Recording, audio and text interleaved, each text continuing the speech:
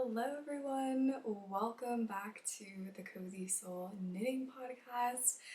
My name is Saoirse, I'm a knitter, and this is episode 8, I'm pretty sure, of this podcast.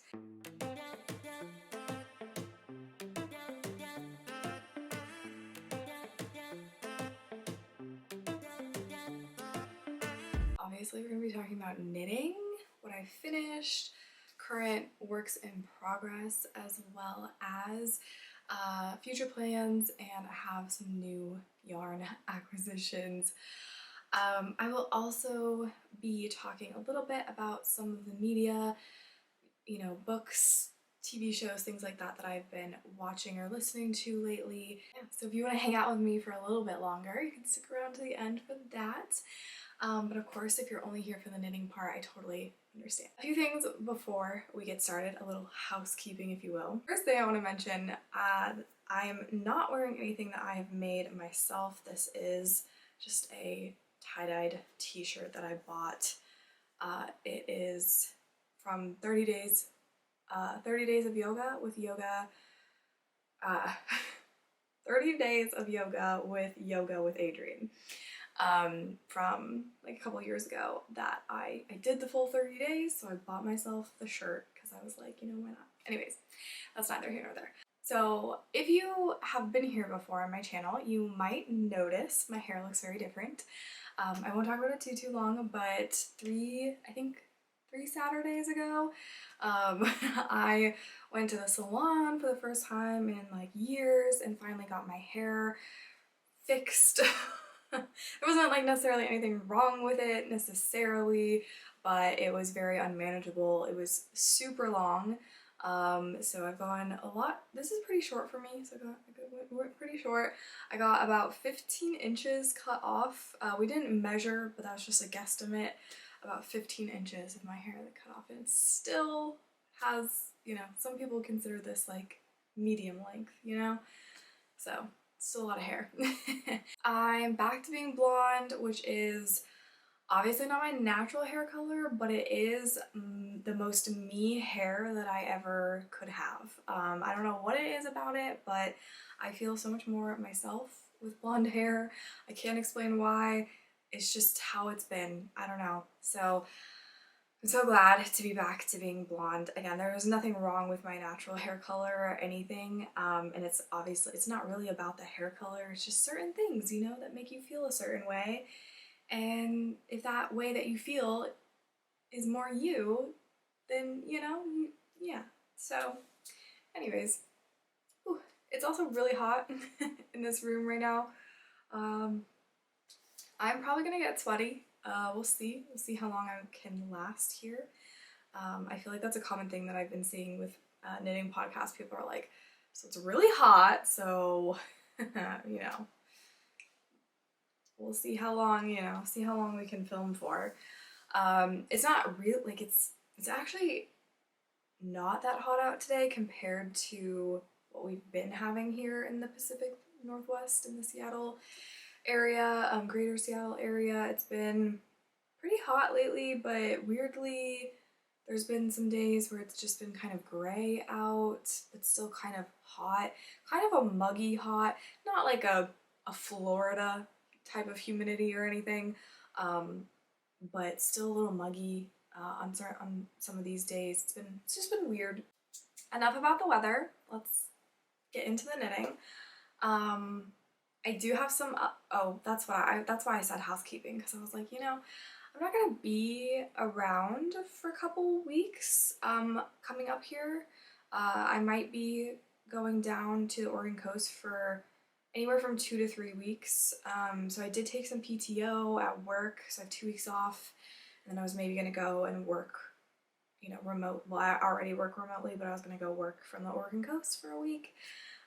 Potentially, I'm not sure yet, so I'm not really sure when I'm going to be able to film again. This podcast episode is already late, in terms of I was going to film it earlier than I am doing, because I wanted to get into a 2-week kind of cadence so that my episodes wouldn't be as long as they were, yes, like last time. I almost said yesterday. Last time it was a long episode. So yeah, I didn't know, like 2 weeks seemed like a good, you know, cadence, but it also takes me a while to edit the video. Not because it actually takes that long, it just takes me that long to like get around to doing it. So that combined with waiting maybe an extra week, I almost feel like it's been a month since I talked to you last, but I don't know if that's true. So like a month or 3 weeks-ish. Today is, oh, I actually remember. I remember because, where's my calendar? I feel like it's been exactly a month since I last filmed. It is July 16th today, and I believe it was till June 18th that I did my update. So it's been almost, basically a month. Oops, sorry. Basically been a month. So yeah, okay. I feel like that makes more sense. So I was trying to do it earlier. Anyways, that's, again, not that important. So let's go ahead and get into finished objects. The first one I actually don't have with me anymore. It was a gift knit. I'm gonna grab the yarn that I have left over from it real quick. Hold on. So this is the yarn that I have left over from that project. I will put it up on the screen here. It is the Dumpling Bag by Purl Soho, though that's not the designer. It was a pattern for Purl Soho. I want to say it was Jeannie Lee, and it is just a cute little bag where the straps are different sizes, so it kind of creates like this cool thing that like folds in on itself a little bit. I feel like this is a kind of a trendy style of bag, or maybe it's been around for a while, I don't know. I just feel like I've been seeing that type of bag a lot more lately. But yeah, so Purl Soho was doing a knit along for the dumpling bag. I believe it's over, and I totally spaced and I never posted my finished object like picture for it. It's whatever. But yeah, so I gift knit that for my mom, and I did give it to her maybe a couple weeks ago. She likes it. She thought it was really cute. And what do I want to say about it? I mean, I talked last time about how I had made some mistakes with it, and that I was going to have to correct them, and I did. I found a way. You know, I had the wrong stitch count for the body of the bag. I did figure out a way, you know, to fix it. Yeah, I mean, my tension was definitely a little off with this project. I'm gonna blame the yarn. I mean, it's a little bit me, but I'm also gonna blame the yarn. It was harder to work with, wasn't used to it. And let's see what else about that bag. Like, yeah, you Kitchener stitched the straps to the body, and that part was definitely harder to do with that, with this yarn. I've only really done the Kitchener stitch on the first pair of socks that I've ever knit, and that was like the only experience I've really had with Kitchener stitch so far.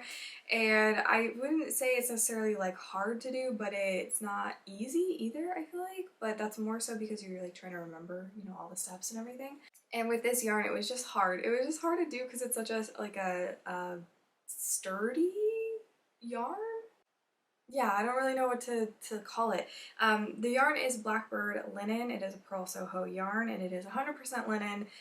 It has like it has like more structure to it than other types of yarn, which is really good for something like a bag like this, but it was definitely harder to knit with. Yeah, my tension was just not great, but it blocked out for the most part. You could kind of still see where I did the Kitchener stitch. It's supposed to be kind of invisible, but it was not. Like, you could definitely see where I did it, but the majority of my tension issues did block out, which was really nice. And it was definitely one of those things where I feel like you have to trust the process. Like, you don't want to judge the project until it is done, because it was looking really bad until I blocked it. So this is the color, I think it's antique silver if I am remembering that correctly, and this is what I have left. So it is a one skein project with quite a bit of yarn left over, and I feel like honestly it would be a really great scrappy project to do, because you could make it with any type of yarn. And yeah, I just feel like it could be, you know, if you've got only a little bit of a skein left from, or like, I don't know, maybe you've used a little bit of a skein for a project, like maybe, you know, I guess you have a sweater quantity's worth and that last skein you only use a little bit of, you could use it for the dumpling bag. I think this is, I can't remember if this is, I think it's fingering, pretty sure, looks like it to me anyways. Could be wrong. So this is DK, I lied, it's DK. So I have more. This is a lot of fiber. I was trying to grab all of this yarn and then things started to fall over on me. So I have 3 more skeins of this. I have 2 in the colorway Queen Anne's Lace and then 1 in Natural Flax. And I was going to make 2 for me and I was going to make another gift knit. However, I don't know if I'm going to get around to doing that anytime soon, just because if I'm going to do this project again, which I think I will, because I did buy the yarn for it, I just feel like I need a break. I just need a little bit of a break, just because it was just harder to work with than I would, you know, like I don't want to have to crank these out because it's just a harder yarn to work with, in my opinion. I don't know when I'm going to cast on my next one. And overall, I would still say, you know, it's still a fun project, and I think it would be even more fun if I had, you know, some scrappy yarn to make it with and, you know, not the linen. It's not my favorite to work with, I think that's clear. And then I was thinking if I have this much left over from every one that I do, maybe I'll make a scrappy one at the end, just for fun, just to use it up. But I need a break. I need a little bit of a break. Okay. So my next finished object is not exactly finished entirely, but the knitting part is done.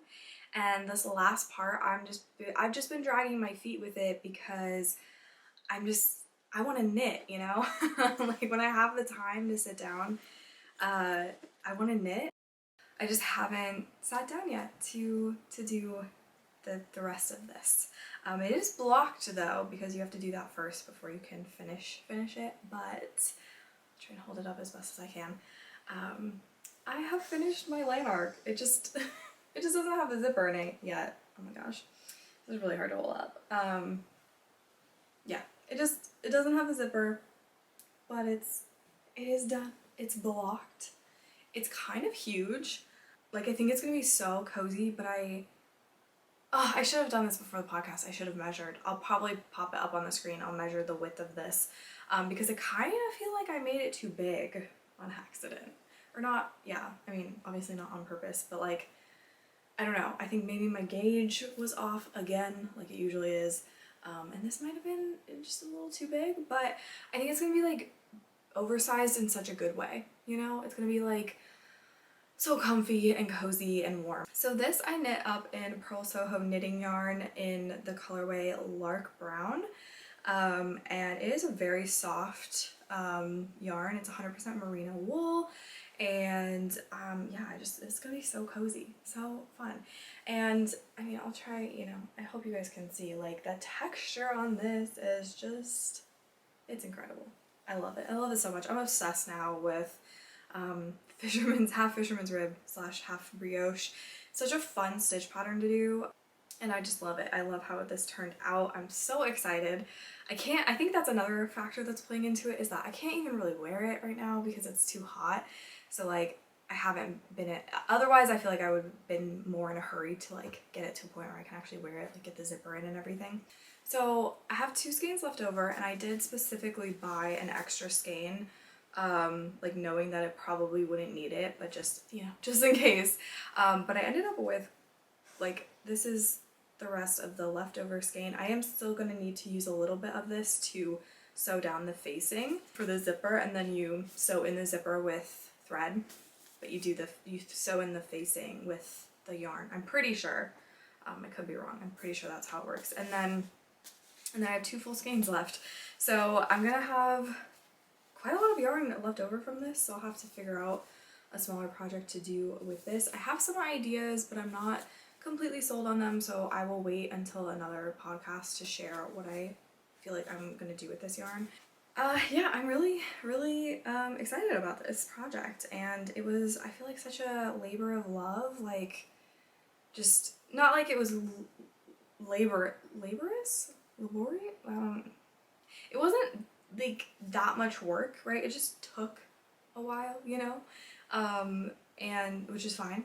And I just feel like a lot of my energy went into this project, and I feel like I'm going to cherish it for such a long time. I'm so obsessed with the bind off that I did. It was a 1x1 rib just sewn bind off, and it's just like one of my most favoritist bind offs that I've ever done, because it's so stretchy. It really lets like the ribbing have the stretch, you know, without it being like that, like a tighter bind off, if you understand what I'm saying. Okay, I do want to say I had filmed a project vlog for this that I don't know if I'm going to post anymore, because this project was hard for me. It was really difficult, challenging pattern for multiple reasons. I think one is that the construction is quite complicated, as opposed to, say, like for example, just a top-down raglan sweater.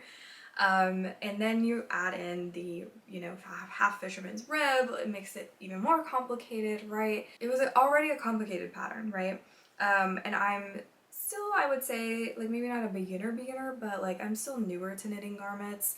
And I have a lot to learn still. So this just took a lot of energy, and I think I would forget to film updates for that vlog, and overall I feel like the purpose of a project vlog is to really share your experience knitting from a pattern, right?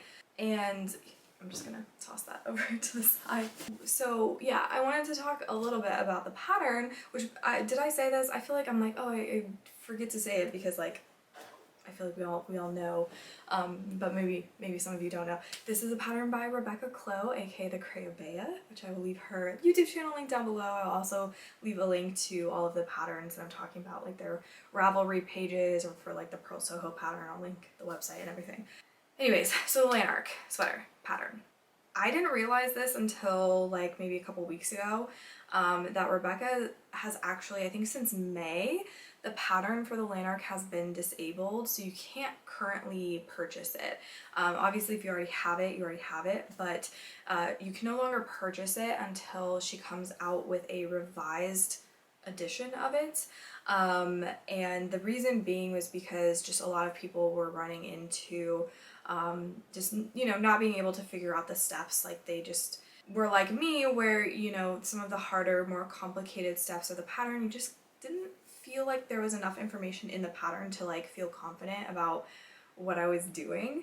And so it was just like, yeah, it was it was already a challenging pattern, and then there were places in the pattern that I felt like didn't have enough clarification, and just needed to be worded a little bit differently, I think, as well. And so she is revising the pattern. She's also adding video support for some of the more complicated steps, which is so exciting because I'm a visual person, and sometimes, you know, reading things written out, it's like I kind of get what you're saying, but if I could see it, it would be perfect, you know? So I'm really glad that she is gonna, you know, be doing that she's taking the time to do that.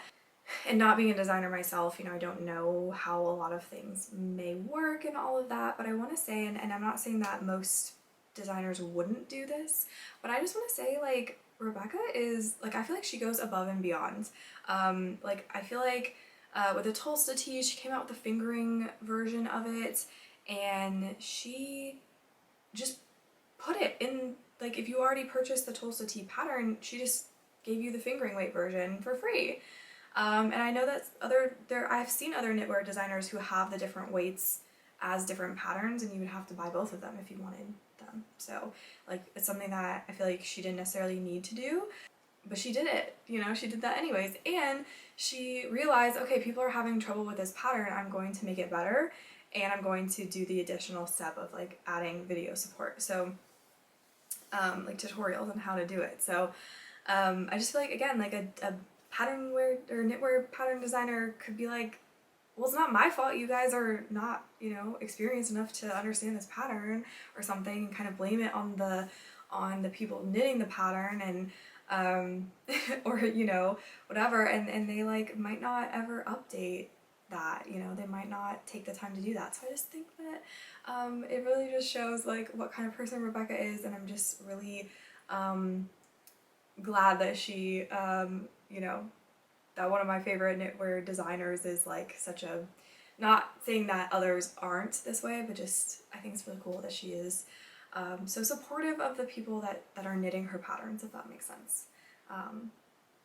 You know? So I don't, maybe I'm just rambling, but I just really appreciate that she's taking the time to do that, because yeah, I struggled with this pattern, I'm not gonna lie, I did struggle with it, and I think part of that is my experience level, but also part of it was the pattern just could be a little bit clearer on certain areas that were more complicated. So if you want my advice, like if you already have the pattern, my advice to you, and you don't have to take it if you don't want to, I would advise you to wait until she's come out with the revised version and the videos to go along with it, and just save yourself a little bit of frustration if you're like me and you look at it and you're like, wait, I don't get this part.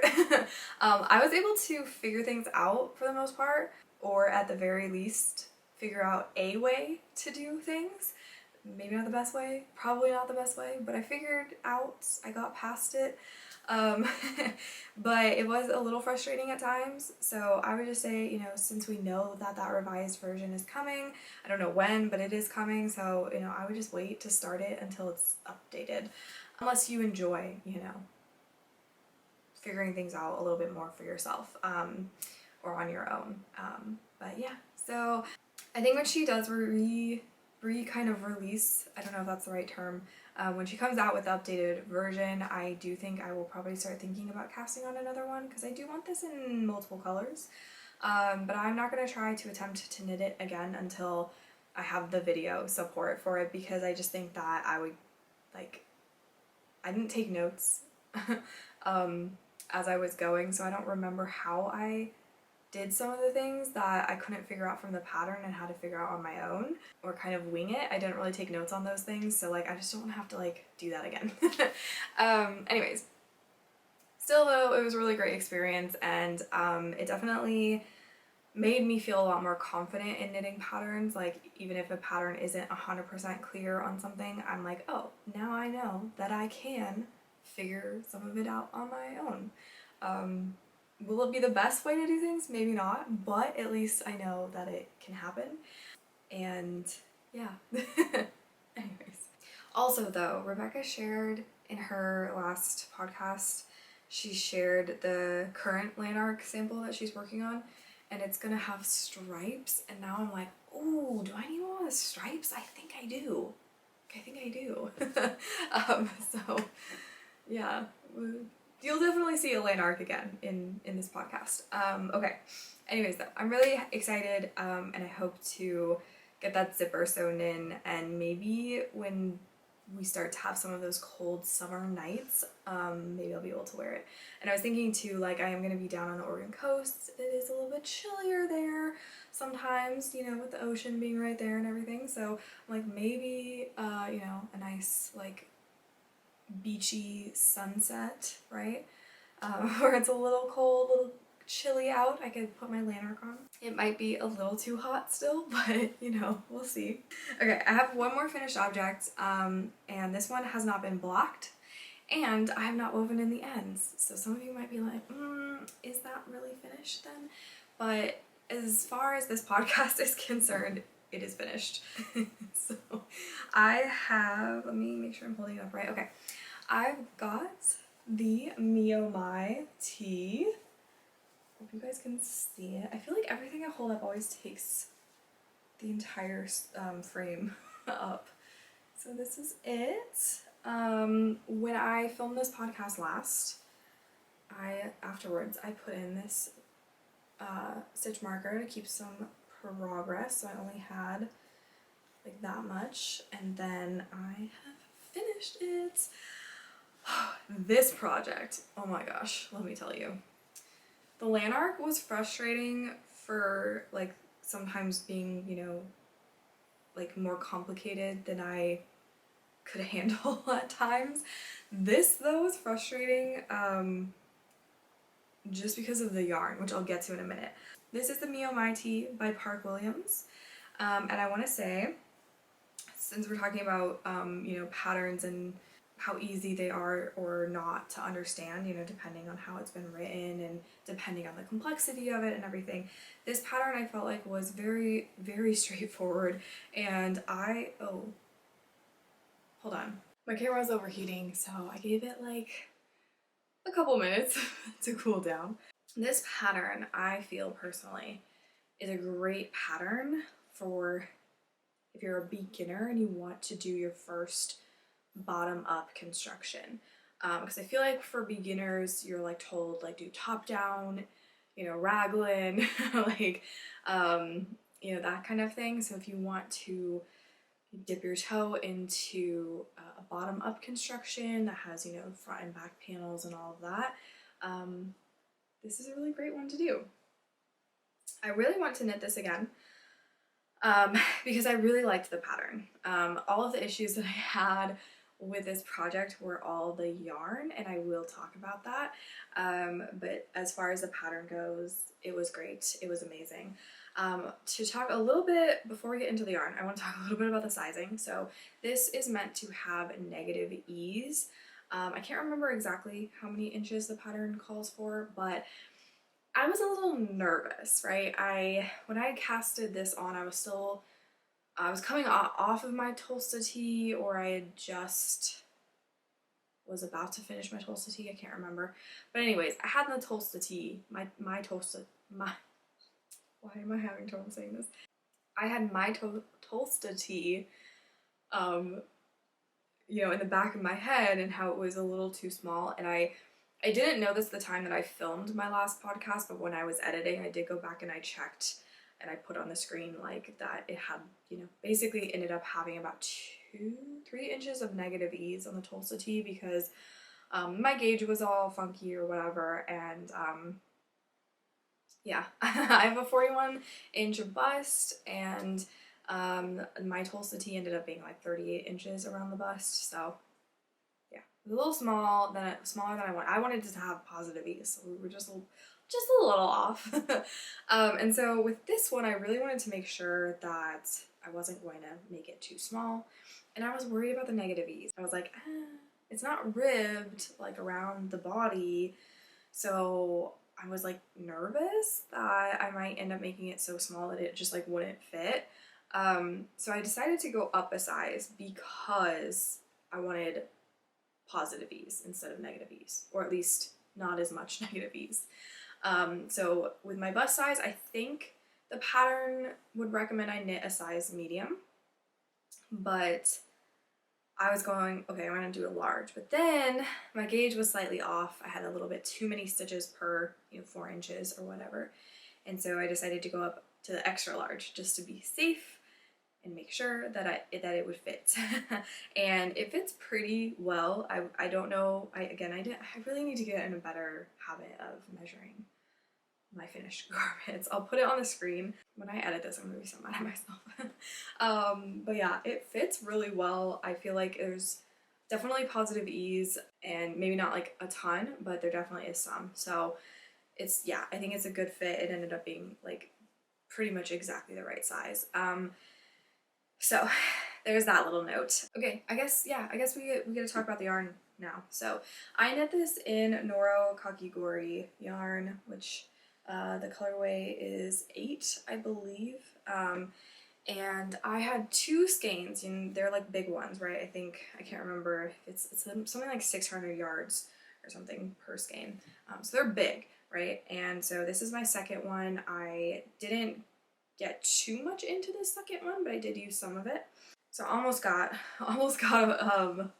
one garment out of one skein, but had to dip into the second one just a little bit. And I want to talk about this yarn because it is both some of the most beautiful yarn I've ever seen, while also being one of the most difficult yarns I've worked with yet. So I did get a question. I posted, you know, a picture of this whip on my Instagram, and someone did ask me how I was liking the Noro yarn.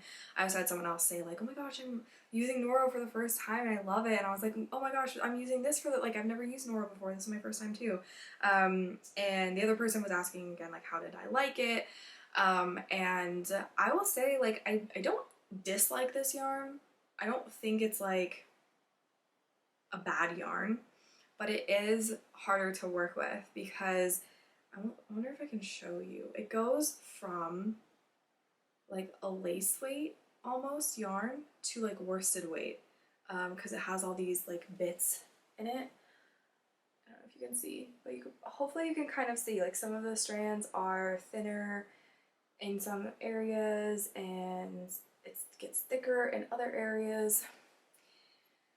So overall, the fabric is very uniform. There's not sections of it that are like thinner or thicker, I feel like. But when you're knitting, it's just, it made my tension so tight. And I am a tight knitter, let's be real. I am a tight knitter, but I'm not that tight, okay?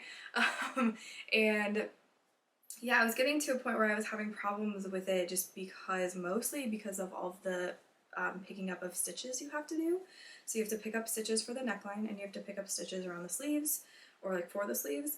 And it was just so difficult to pick up the stitches because in some areas you're like going into a stitch that's basically like lace weight, and then in other areas you're going into a stitch that's like worsted weight, and my tension was so tight so it was already hard to pick them up, and yeah, it hurt my wrists so bad.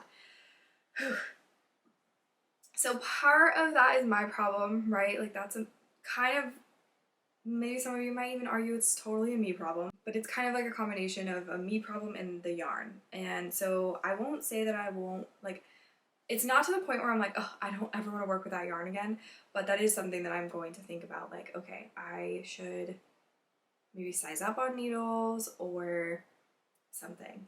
Like, I should just try to actively knit looser maybe when I'm using this yarn. But it is a beautiful yarn.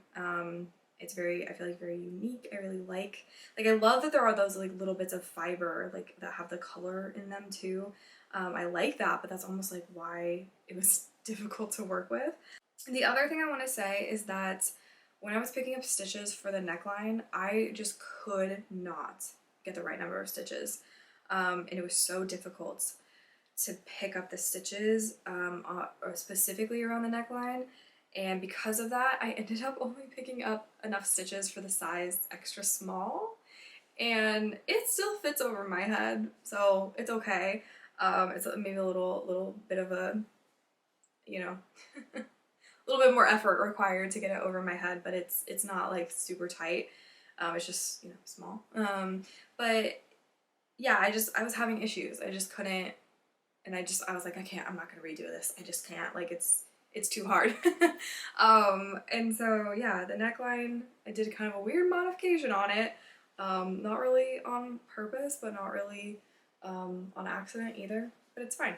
It's fine, and it might block out a little bit better. And the other thing is kind of like, it looks kind of wonky where I picked up stitches for the sleeve, but again, I'm hoping that that will block out. I was just having such a difficult time. I had to redo picking up the stitches for the sleeves like so many times on both sides. I was just, it was a struggle. It really was. But overall, I really like the project. And I will say, I think a lot of the issues I was having was because of the yarn and not because of the pattern. So I want to knit the pattern again. I want to knit it in yarn that I'm a little bit more familiar with, and know that I won't have as many issues with. And I'm thinking for the rest of this yarn, I might try to pick I don't know, try to pick a project that is super simple. Just maybe try to avoid projects that have you have to pick up stitches. I don't know. But yeah, so this is my last finished object, and I'm really excited. I'm excited to block it. I'm excited to wear it. It definitely feels like it'd be too thick to wear. My camera's about to overheat again. It's gonna be a joy. I think I'm just gonna switch cameras, honestly. I don't know if I'll wear this in the summer very often because it does feel like it's gonna be a little too thick, a little too warm. But I think it'll be a good, you know, maybe transitional piece for fall, or next spring I might get a lot more wear out of it. But yeah, so there's that. And I'm gonna go change the camera. I guess we're just gonna go back to my other camera. Okay, I changed a setting on the camera. Hopefully it won't be as touchy about its overheating. Okay, so let's move on to whips. I'm going to start with my socks that I've been working on. So if you watched my last podcast, you know I casted on a new pair of socks, and I am using the West Yorkshire Spinners 4-ply, I believe, and this is in the colorway Seascape.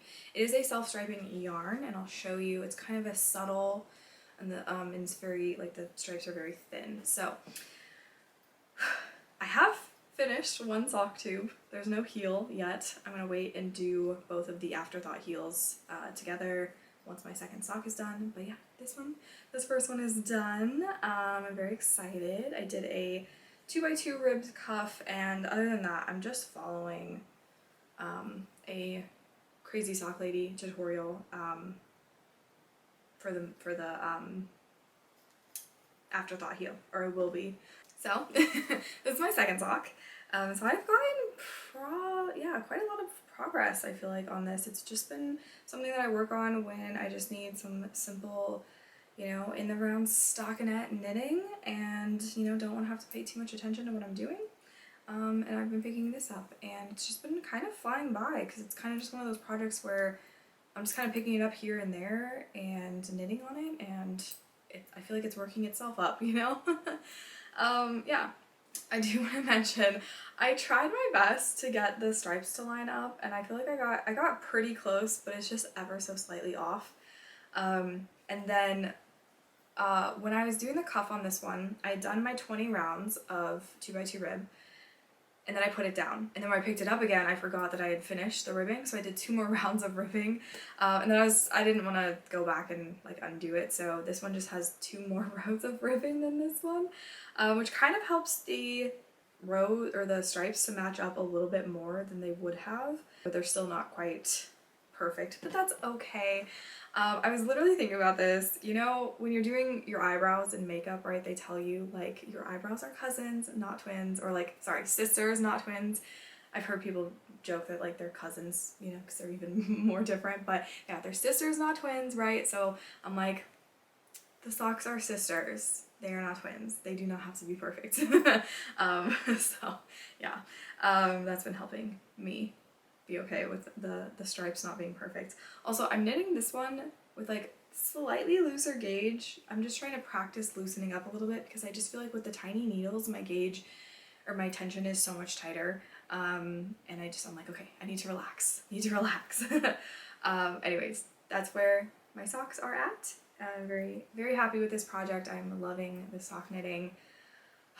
I just want to keep on knitting socks. I might kind of prioritize them, try to get them done in the next couple of weeks, so I can get another pair casted on. I'm almost wondering if I should buy more needles, more sock knitting needles, just so I can work on multiple pairs at a time, but I'm like, also, like, why do I need to do that? I really don't, but if I was, like, gift knitting a pair of socks or something, it might be handy. I don't have very much progress on this because it's not been a priority lately, but I am still ever so slightly working on this. This is the Semper sweater by the Knit Purl Girl. So I'm still on the collar. It's supposed to, I think it's gonna be like a folded collar. So I think I had just done this, like, purl bump row on my last podcast. So I have not done very much. We don't need to really talk about this, but I just wanted to let you know it's still a whip, still going. I've worked on it just a couple of times in the past month, so for, like, very short periods of time. That's my second to last whip. And then my last whip is a new cast on. I'm really excited about it. In my last podcast, I asked you all which of I had, like, 4 like, spring summer tops that I want to knit, and I asked you what I should knit first, and one of my mutuals on social media, on, like, Instagram and stuff, she commented that I should do the what is it called? The mini mock neck tank, and that was one of the ones I was talking about, was one of my future plans, And so I just like, I was like, oh, there's too many options, I can't decide. And so I just needed like one person to tell me which one to do, and that's exactly what I got. So I did cast on the mini mock neck tank. This is a Jessie Maed Designs pattern, and I am like a little worried it's gonna be too small, but also I'm like, oh, it's bunched up on the needles, so it's like I can't really tell. So I should probably try it on. I just haven't had time. Well, that's a lie. I have had time. I just have kept knitting instead of trying it on, so I should try it on. I can't remember. I did like a little tiny gauge swatch and I hit gauge, but I never like I don't know. I feel like my gauge changes when I'm actually knitting the project, so I haven't measured it since, which is probably really stupid, but whatever. I'm having a good time. This pattern, let me tell you. Ooh, okay. This pattern just makes me want to knit all of her designs, all of the Jessie Maed designs, because this pattern has to be the most well-written pattern that I have ever knit from. It leaves no room, I feel like, for my brain to overthink any of the directions. So for example, when it's telling you to do like, okay, like row 1 and then row 2, and then row 3 and then row 4, and then it says repeat row 3 and row 4, it'll say repeat, like, for example, 5 more times. And I love that, because sometimes I'm like, wait, did the time that I just did it, and then when it tells me to repeat, did the time that I already did it, like that first time, does that count in the total? Is it total number of repeats I'm supposed to do, or what? And the way she words it, it's just like, it's perfect. I know exactly what I'm supposed to do. And it's just so well written, and the way that the pattern is formatted too is really nice. It's very organized, very clear, very uniform. Just looks so good. So yeah, it's just like, I don't know, so I probably would say it's like one of the best patterns I've ever knit something from. So I'm really happy with this, and I can see myself making a lot more of these because it's just been so much fun to knit, and especially when you're doing like the first portion of it, it's like each section is kind of small, and so you know, you do that section and then you're like, oh, okay, like let me do the next section, and it's kind of almost like addictive because you're like, oh, the next section isn't that long either, let me just do that real quick. So it just feels like it's knitting up very quickly. And it's also just, it's just such a fun knit. So I've been just really enjoying it. Really, probably one of my all-time favorite knits that I've done. So I should probably try it on and make sure it fits. There was one section when you're joining in the round, I messed up, and I basically, you know when you first cast something on in the round and then you join it, and sometimes you can end up twisting your stitches, and then you know, you gotta be really careful right before you join in the round. So I did that, but it was like with where like you have, you know, you've got these straps, you already have like the front and back, and then you go to join it in the round. And so I'll put up a picture because I had like a twist in it, and I didn't realize it for like several rounds, and I was just going, and then I realized it, and I was like, you've got to be kidding me. Like it didn't even occur to me to check to make sure that I had everything like laid out so that it wouldn't get twisted. I just kind of was like, I was just too excited, I guess, to join in the round that I just didn't notice that everything was kind of all messed up. I am knitting this in Knit Picks Gloss Fingering. This is in the colorway Masala. And I had originally bought this to do socks, to make some socks with, and I bought like 3 skeins because I didn't realize that you didn't actually need that much yarn to knit socks, depending on how big your feet are. And then I also was like, oh, it doesn't have nylon in it, so maybe I shouldn't use it for socks. I kind of got nervous, so I just decided, okay, I'm not going to do it for socks. And then it just so happens that it's enough yarn for me to make this. I don't really think that I'm going to use this whole thing. I feel like I'm going to use like most of it to finish this. I don't think I'm going to get into this last hank. So I was kind of thinking this might be something I could use for color work, because this doesn't have very much. It's only a 50 gram hank, so I feel like it could be good for color work maybe. I don't know.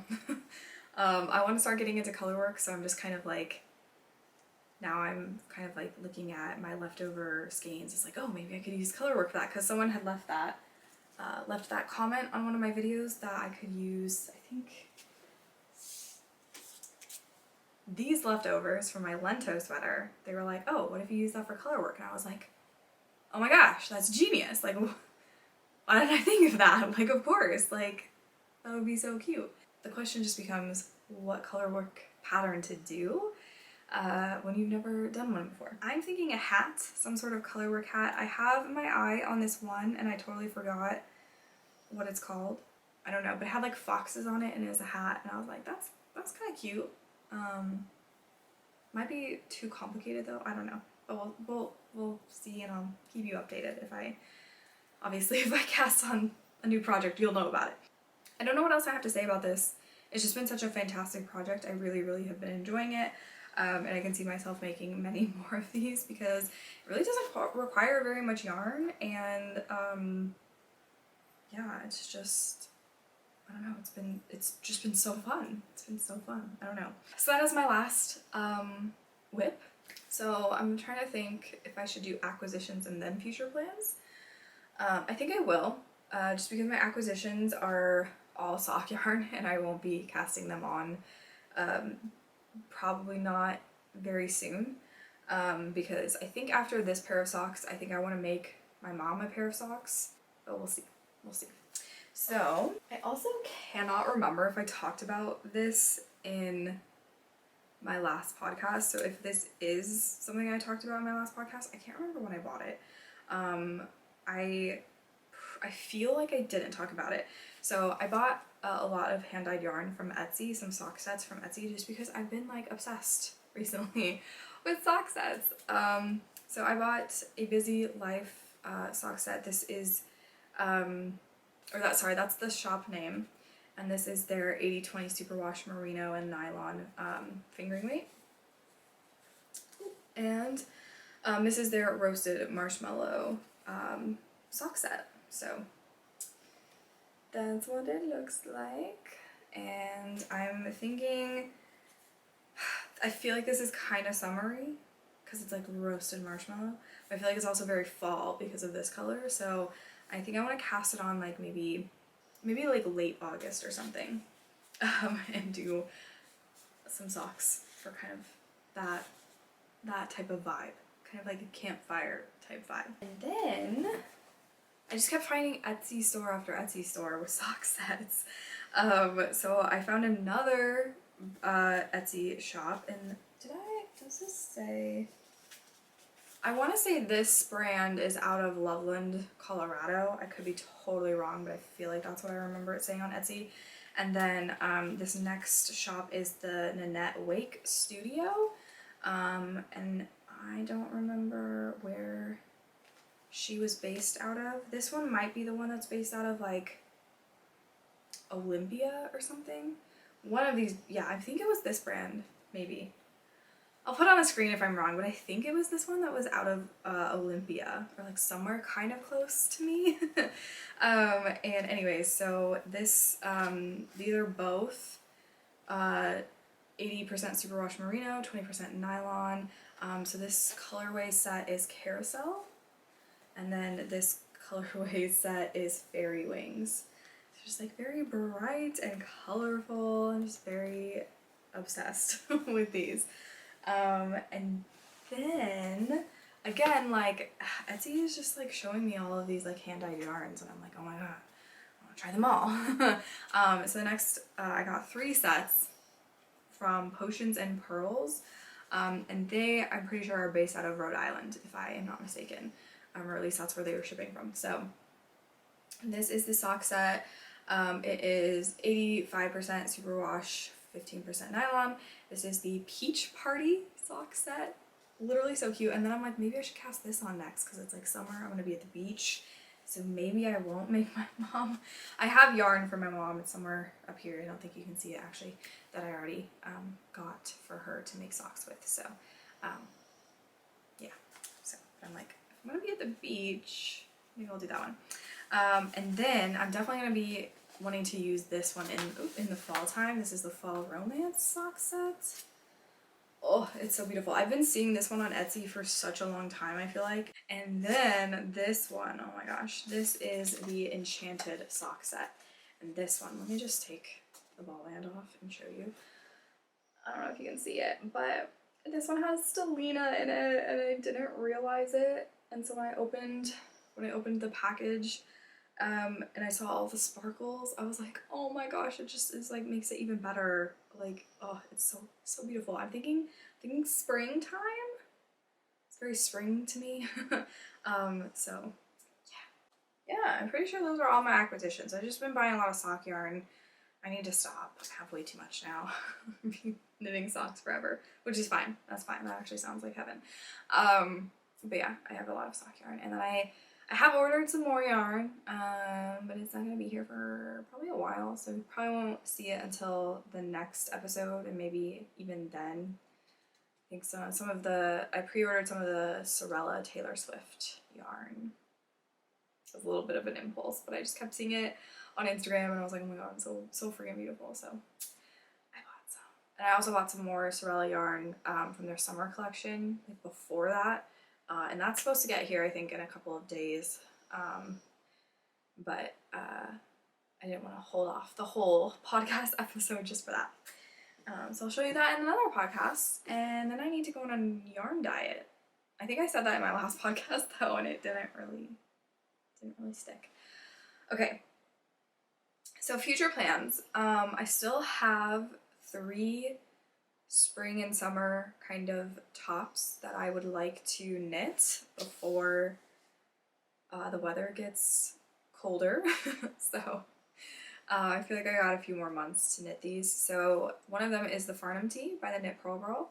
The next one is the Cumulus top from Petite Knit, which I do have 2 different Knitting for Olive pure silk colorways that I'm going to knit that in. So I don't want to do both of them probably this time around. I'll probably save one of them for later. And then I also want to knit the Tolsta Tee fingering version. And I have yarn for that as well. And I talked all about that in my last podcast episode, so I won't repeat it. But I do want to get started on those next 3 like summer garments. Also, if you hear my dog snoring, she is in like a deep sleep right now. But yeah, so I have those 3 tops that I want to knit, and then I also want to knit, at some point I would like to knit another Tolsta Tee with these 2 yarns, the Cotton Pure from Purl Soho. I want to do like a striped with the white and the green at some point. So those are kind of my future. Some of them are more near future than others. But I kind of want to have like a little cast on party before I leave for my vacation, so that, because I'm going to be driving down to the Oregon coast from like the Seattle area, so I don't have to fly or anything. I'm gonna have plenty of room in my car to bring all of my knitting projects, so I think I'm just gonna go for it and just cast on at least a couple of those tops and bring them with me, because I feel like I'm going to finish the mini mock neck tank pretty soon. And then the Semper sweater is just going to be kind of on the back burner all summer, and then the socks are really for like kind of, an in-between thing. So I need more kind of, main projects to be doing. So I think I want to cast on, I'm thinking I will cast on the Farnham Tee, and then I'll cast on the Cumulus Tee, and just kind of be working on both of them, kind of, going from one to the other. And then maybe while I'm on vacation, I will also cast on the Tolsta Tee, since that one is a little bit more of a, just so it's like a top-down raglan pattern, so it's a little bit more simple. And since I've already done it before, I just feel like it'll be kind of like easier to cast on when I'm on vacation, because there's going to be a lot of people around when I'm on vacation. Like, I'm going with my family and with some family friends, so there's just gonna be a lot of people, so I'm just like, if there's much people talking, I feel like I'll still be able to cast on the Tulsta. Okay, I gotta go change the battery and then I'll be right back. Let's chit chat a little bit about the things that I've been kind of watching and reading and all that lately. So if you're only here for the knitting part, you can feel free to leave now, but if you want to have an excuse to keep knitting or you just want to hang out with me for a little bit longer, let's get into some kind of media recommendations. Or like at least, I don't know, I guess kind of recommendations, but also kind of just not recommendations, but just what I've been watching and stuff. So one thing I should probably mention is that I've been, I was going back through and I watched Knits by Mandy. I watched her podcast from like her very first one all the way to, you know, the most recent one. So I'm all caught up with her podcast, which is great. And I've been really enjoying it. So if you, for some reason, don't already know her, you can go check out her channel, leave it linked down below. I really enjoy her podcast. It's probably kind of one of the reasons why I was like, yeah, I should talk about, you know, what I'm watching or reading while I'm knitting and all of that, because that is kind of a big part of, you know, like to have something on that I can listen to or read or watch while I'm knitting. And I've been getting better at knitting while reading, which is very exciting. So I've been watching quite a few knitting podcasts, but I feel like I'll save some knitting podcast recommendations for another, maybe another episode, but Knits by Mandy for sure. I've also been watching Future Fiber as well. And I really enjoyed the I Like Your Sweater podcast episode that they did together. So I will leave both their channels linked down below. And then, yeah, I mean, I've been finding a few people who are like new to me to watch knitting podcast wise, but again, I'll say that maybe for a different episode. But so if you watched my last podcast, you know that I've been obsessed with The Rookie. But I decided, I was like, okay, it's time I should go watch something else. And so I was like trying to figure out what I wanted to watch next, and I was watching an episode of The Rookie that happened to have Emily Deschanel. I feel like I never say that right, but Emily Deschanel was in that, and in that one episode, and I was like, oh my gosh, this kind of just makes me want to watch Bones. So I started watching Bones again, and it's been an interesting. First of all, I will say that show gets off the rails very quickly, and kind of comes back and then goes off the rails again, if I remember correctly. So I've only watched it through, in fact, I don't know if I've ever actually seen the ending, because I got a little nervous. Like I was like too afraid to see how it ended. Like I just couldn't do it. So I don't know if I've ever actually fully watched it through, but I've seen the first few seasons quite a few times, because they're kind of a comfort, you know, show, but then it gets off the rails, and then I'm like, oh man, I don't really want to go through that again. So this time around, I'm going to see how far I get, but it's also been interesting because I feel like, I'm like, I don't know if that show aged very well. There's just things that I'm like, wow, like, this would not fly in today, like, you know, in 2023. Booth's character, or like the character of Booth, right? Like, he's just got red flag after red flag, like, yikes. So again, like, I think if the show were to come out in 2023, like, they wouldn't have been able to make him, like, because he's kind of conservative, he's very religious, right? Like, I don't think they would have been able to write the character that way in 2023 without him coming off as just kind of a, you know, out of touch, like, kind of an idiot. So, yeah, just sort of, because he's, you know, he's just sort of, it's kind of a weird character, and I remember, you know, when I watched it when I was younger, being like, oh yeah, he's like, you know, manly, but yet, you know, like, like you know, ship the two of them, obviously, but like now I'm like, oh, like, she could do better. I don't know, that's just sort of like I still like Booth, like I still like his character, and since I grew up watching like Buffy and Angel, like, of course, you know, that's a little biased, but it's just, yeah, it's like wow, his character did not age well. And some other things in the show too that just like didn't age well, I feel like.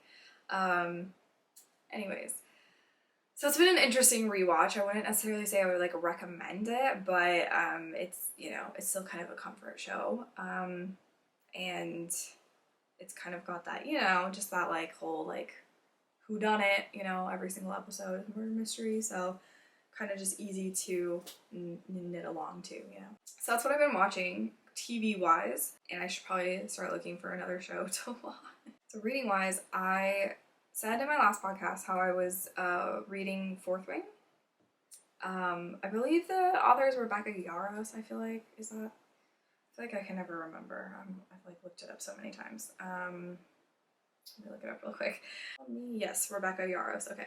It's like, it sounded right, but also I was like, I don't know. Anyways, Fourth Wing, right? I feel like if you're in any of the like book spaces online, like Book Talk, BookTube, you've probably heard of Fourth Wing. People are going crazy for it with good reason, okay? It is a good book. I really enjoyed it. I was surprised that I really actually took my time reading it because I knew that I was going to be sad when it was over, and the next book isn't out yet, so I kind of forced myself to slow down, but it was so good. It was such a good book. I've heard some criticisms of it, you know, people saying that the writing isn't that great, other people saying that, you know, there wasn't as much like fantasy as they wanted or something. I thought the world building was incredible. I thought the characters were very interesting, had a lot of depth to them. I feel like it hit all of the tropes that you want, you know, in like with the romance plot. I would say that in my opinion it is a fantasy book that's just very heavy with the romance and not a romance book with fantasy in it, but I could see other people saying no, it's a romance book that has fantasy in it, so I wouldn't argue, you know, with that, if people wanted to categorize it as a romance, but to me, it did feel like, yes, without the romance, the book would probably be a lot more boring, but there would still be a plot without the romance. So in my opinion, it just leans a little bit more to like the fantasy with like just very heavy romance. Yeah, it was a really good book. I highly recommend it if you like, you know, fantasy romance, or if you like romance fantasy. if you like fantasy books with romance in it. Yeah, I would just definitely recommend it. It was really, really good. I think it's worth the hype. I think it had exactly as much hype as it should have. I'm super excited about seeing where the series goes. And I will say the ending to me, I'm not going to spoil anything, but the ending to me was like, I knew what was coming, and I don't know if I'm in the majority there or not, but it still left me being like so excited for the second book, even though I knew I was like not surprised by the ending. Anyways, I just thought it was really great. I really, really enjoyed it, and after I read that, I have not been able to finish a book since. Everything just isn't, I just am in a reading slump. I've tried to read a few romance books because I figured like, oh, like a quick romance might get me out of my reading slump, and it's just made it worse. I won't go into the books that I couldn't finish, but there was one book that I tried to read and the writing was so incredibly bad that I was just like, no, I refuse to spend my time reading this any longer. And the other book was something that I saw on Book Talk, and every once in a while Book Talk will recommend like a dark romance, and sometimes they're pretty dark, and I'm like, wow, that was not for me. And then other times I'm like, that wasn't dark. I don't understand why people call this a dark romance. It wasn't really dark at all. Like, I don't know. So when this one book came up, I was like, oh, how bad can it be? And it wasn't really that bad, honestly. It really wasn't that dark, but it was just like, there was no character development. I felt like the characters weren't really actually like falling for each other. We were just like told that they were falling for each other, but I didn't really like see it. And then there was no plot, and it felt like the whole setup to their romantic, or not their their spicy encounters was just so that there could be spicy encounters, not because, you know, like it just didn't really make any sense. I was like, this just doesn't make any sense to me. And it's like not realistic. Like this would never happen. Nobody would ever agree to this. Like, I don't know. So, which is like, it's a fictional book, but at the same time, it is a contemporary romance. It's supposed to be somewhat realistic, right? Like it's, I don't know. Anyways, it was not for me, so I stopped reading. And since then, I just like haven't. I've just been like too nervous to start another book. So I'm like, what if I don't like it? Like, I don't know. I just get in weird moods where I'm like, I can't commit to a book. And then I'm like worried that, you know, I'm going to like waste my time. So I'm like, oh, I'll just like watch TV instead. If you have any book recommendations for me, definitely let me know. I did buy a Kindle book. I think it's called The Witch Collector. Because someone on TikTok recommended it for people who are in a reading slump, specifically after reading Fourth Wing. So I'm like, but I've also, the thing is like, those other 2 books that I tried to read were also ones that Book Talk recommended. So I just, you know, you never know. Book Talk does me dirty sometimes, and other times it's the best thing to have ever happened to social media. So let me know if you're reading any good like fantasy romance or fantasy books. And what else? What else is there?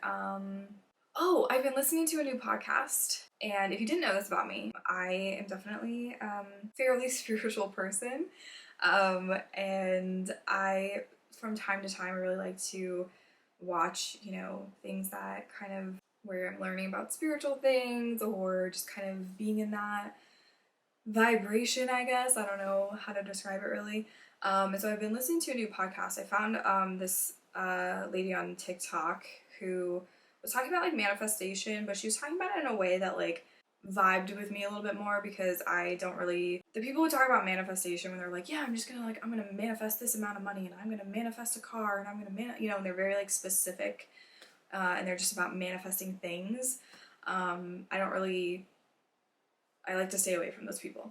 But this person was like talking about manifestation in a way that was a lot more like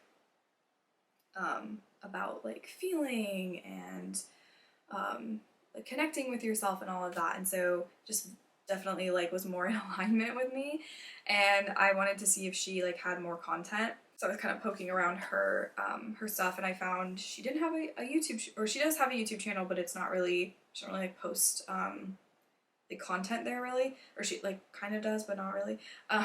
That's confusing. But she has a podcast with her friend, and the 2 of them talk about spiritual stuff, and then they'll have people come on to the podcast. And it was really cool because it's called Spiraling Higher, just by the way. It's with Sam and Gina.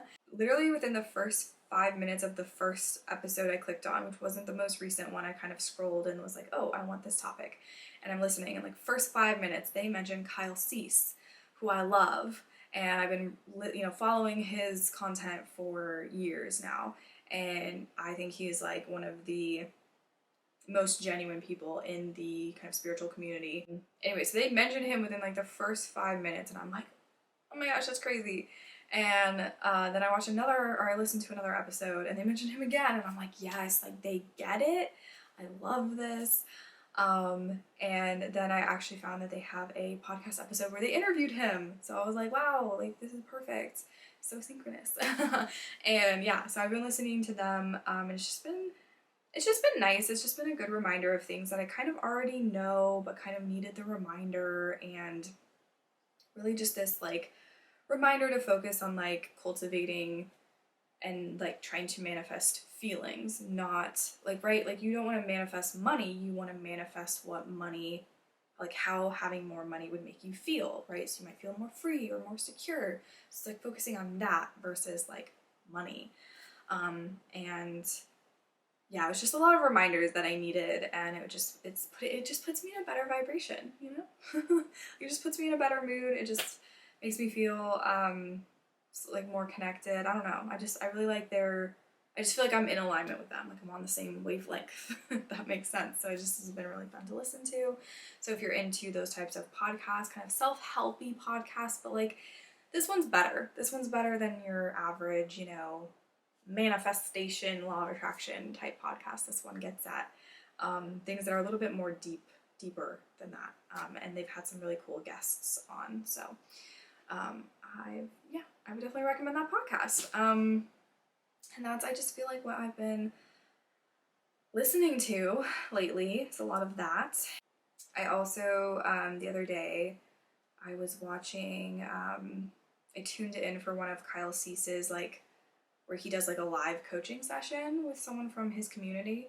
I watched that on like last Friday, and it was so good. Like, it just brought up so many things, and I would highly recommend his content if you haven't checked him out. Just been having a good time kind of getting back into some spiritual content, because I had to stay away from it for a little bit because I think it was just overwhelming me a little. But yeah, now I'm back kind of listening to it again. It just feels really good. It's very high vibe. Okay. I think that's all I had for you guys today. So I hope you enjoyed this little segment at the end. Let me know what you've been listening to or watching or reading. Also, what did you knit on while watching this? Definitely let me know. Yeah, I don't have anything else. It might be a while before I'm back with a new podcast. Again, like I said, I'm going out of town, so I don't know when when the next podcast will be, but I'll do my best to film it like as soon as I get back, or or maybe while I'm down there. I don't know. But yeah. Anyways, thank you so much for watching. If you enjoy this type of content, please make sure to subscribe if you haven't already. And before you go, I'd really appreciate it if you give this video a thumbs up. And yeah, leave me a comment. Let me know what you've been working on. Let me know how you're doing. And I hope you guys have a fantastic time with your knitting or your other crafting projects. And I will see you in my next podcast. Bye. Alright, this is a song that I wrote about falling too fast, but I wouldn't know anything about that. I don't wanna lose my grounding, so you catch me not responding, and I press my lips together so you don't find any answer.